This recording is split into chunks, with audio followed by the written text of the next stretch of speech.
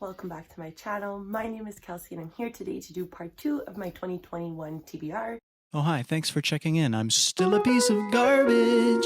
If you haven't seen the first of this series videos, I will link it up above. It's where I go through all the classics I want to read next year, but for this video we'll be going over all the non-fiction I have planned. So the first book I have here is the autobiography of Malcolm X as told to Alex Haley. This autobiography was originally published in 1964 and it tells the life of Malcolm X. He tells his perspective on the limited perception of the American dream and the inherent racism that lies within it that doesn't allow POC individuals to succeed in the dream. He also gives a lot of insight to really urgent issues that are still prevalent today. On the back of this book, it says that this is essential reading for anyone who wants to understand America. Coming from a Canadian perspective, you know, we hear a lot about Martin Luther King Jr., but we don't hear as much of Malcolm X, so I'm very excited to give this biography a read. Then it wouldn't be a video of mine if I didn't include one of my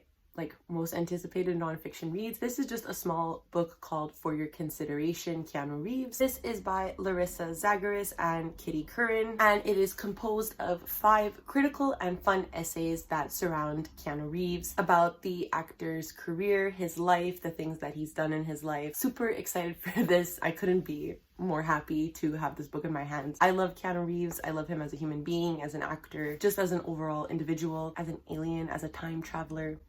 The whole gist, so very excited to give this one a go. Then I think in my TBR tag where I started setting up this project, I did include The Fire Never Goes Out by Noelle Stevenson. This is super exciting because I love Noelle Stevenson's art. She was the illustrator and creator of Nimona, which is one of my favorite graphic novels, so I knew I had to pick this one up. This basically touches upon Noelle Stevenson's adolescence as she was growing up. It also talks about the wisdom that she has developed over time being a creative artist. I love to know more about my favorite creators, authors, writers, artists. Again, excited to give this one a read. Then Matt Haig is quickly becoming one of my favorite authors, so I have 2 nonfictions from him that I would like to read. One of them is Reasons to Stay Alive. This book basically touches upon 2 topics. One of them follows Matt Haig's story as he triumphed over a mental illness that nearly destroyed him. And it's also a life-affirming guide to individuals who feel or are going through the same things as him. I have been quite scared to read this book, but also really excited. I think Matt Haig delicately touches upon these topics without shying away from it. So obviously, I feel like this one will be super impactful. In a similar vein, he also wrote Notes on a Nervous Planet, which focuses on the anxiety side of mental illness. When Matt Haig developed panic disorder, anxiety, and depression, he started to look outwardly to look for things that would help him adapt and be comfortable within his own skin, that would allow him to impact his mental health in both a positive and negative light. And in this book, he touches upon those things and provides some insight to how they can help another individual. Another book from a favorite author that I would like to read in 2021 is Essays by George Orwell. George Orwell is one of my favorite classic writers. I really enjoy everything I've read from George Orwell, and this is basically a bind up of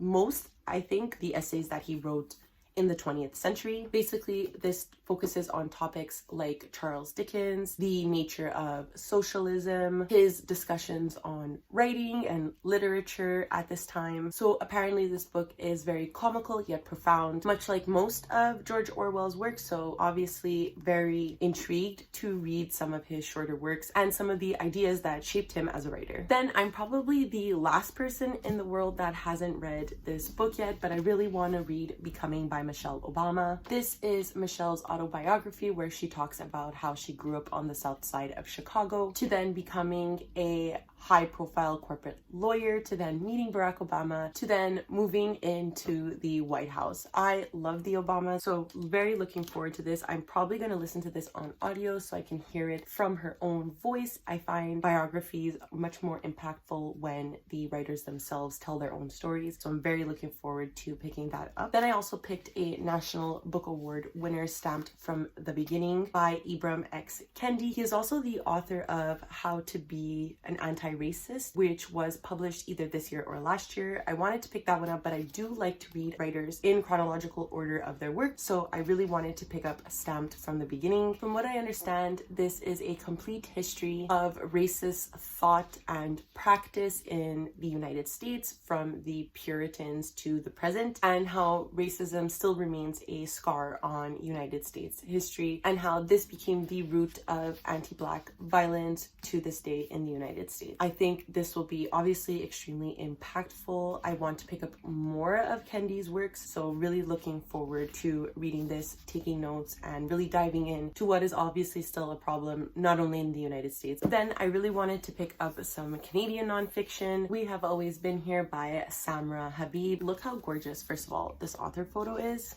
But this basically follows Samra as she describes life growing up Muslim and subsequently moving to Canada, where she faced a new host of challenges like bullying and racism against her while growing up. On top of all of that, Samra Habib had to find a safe space where she could also look at her queer identity, the journey of which takes her all around the globe to instead search for something that was always within her. I've heard amazing things about this. It was a 2020 selection for Canada Reads. I need to pick this up soon, as like I said, I've heard nothing but excellent things about this author and this novel. I also recently heard about Seven Fallen Feathers, Racism, Death, and Hard Truths in a Northern City by Tanya Talaga. So this surrounds 7 Indigenous high school students from 2000 to 2011 in Thunder Bay, Ontario. They were hundreds of kilometers away from their families because there were no adequate high schools on their reserve that they could attend. Unfortunately, 5 of them were found dead under Lake Superior below a sacred Indigenous site.